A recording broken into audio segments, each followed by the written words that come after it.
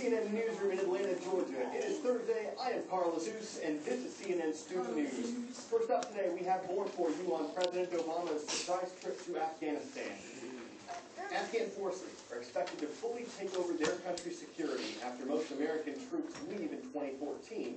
While he was there on Tuesday, President Obama signed a deal about how the United States and Afghanistan will work together after that. He also talked about the challenges that are still ahead for U.S. forces. I recognize that many Americans are tired of war. As president, nothing is more wrenching than signing a letter to a family of the fallen. We're looking into the eyes of a child who will grow up without a mother or father. I will not keep Americans in harm's way a single day longer than is absolutely required for our national security. But we must finish the job we started in Afghanistan and end this war responsibly. Back in the United States, there were some different reactions to the president's visit to Afghanistan. Former Massachusetts Governor Mitt Romney, the Republican Party's presumptive presidential nominee, supported the trip. He said, quote, "Our troops and the American people deserve to hear from our president about what is at stake in this war." But U.S. Senator James Inhofe, a Republican from Oklahoma, said this visit was more about politics. Quote, "Clearly, this is campaign-related. This trip to Afghanistan is an attempt to shore up the president's national security credentials," he said. One of Governor Romney's primary opponents is officially dropping out of the Republican race. Former U.S. Speaker of the House Newt Gingrich announced yesterday he is suspending his campaign. Gingrich, who won primary contests in South Carolina and Georgia, thanked his supporters. He also expressed his support for Governor Romney. A couple days ago, we had a story on Chinese activist Chen Guangchang. He was placed in house arrest, and there were questions about where he was. The answer was in the U.S. Embassy in China. Secretary of State Hillary Clinton is in Beijing right now. She's there for a meeting about global issues like economy and technology. But the news that Chen was at the U.S. Embassy could overshadow that meeting. Chen has spoken out against China's government over human rights issues. That's something U.S. officials have also raised concerns about. Chen left the U.S. Embassy to go to a hospital on Wednesday, but there are conflicting reports about how he left. U.S. and Chinese officials say it was Chen's decision. One of his friends says Chen was forced to leave. Later Wednesday, Chen told CNN that he wants to leave China. He said he's worried his life could be in danger if he stays. Today's shout-out goes out to Mrs. Clark and Mrs. Carnello's social studies classes at California Area Intermediate School in California, Pennsylvania. Which of these sports will be played at the 2012 Olympics? Here we go. Is it field hockey, baseball, rugby, or curling? You got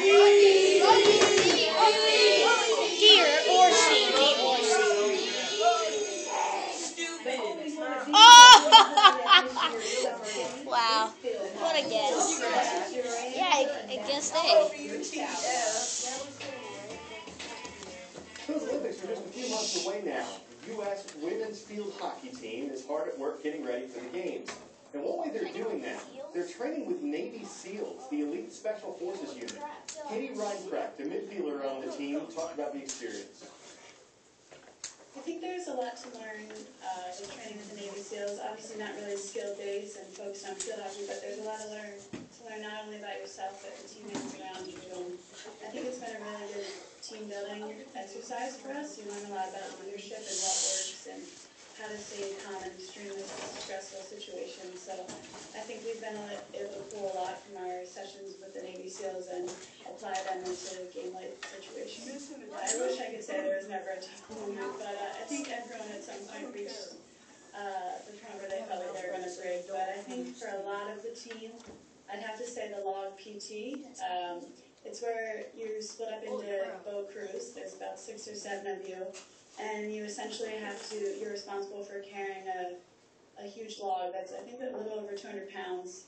And you do all sorts of exercises with it. And not only is it hard to just hold the log itself, but to do crunches with it, to do lunges, to run with it. I think a lot of people feel like that's a breaking point for them, where you just so badly want to drop it and you can't, or you know there'll be some sort of punishment waiting for you.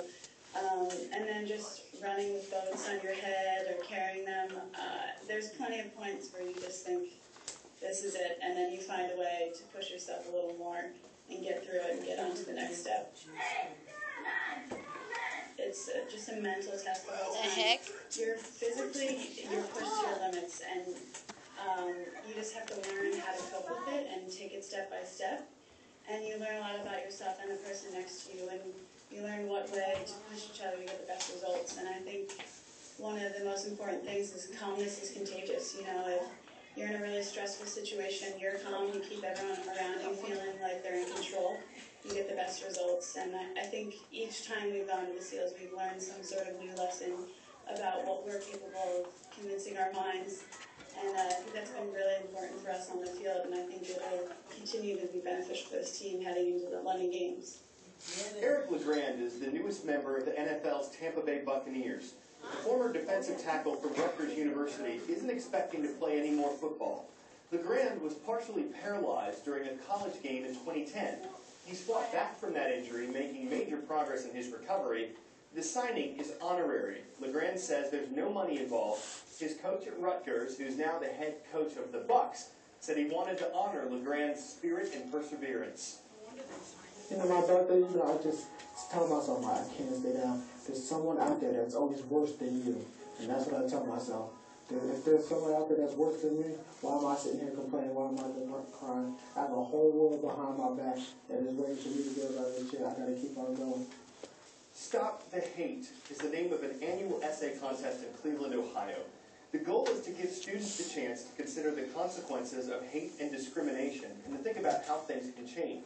Chris Pickle of affiliate WKYC reports on this year's winner. What's the deal?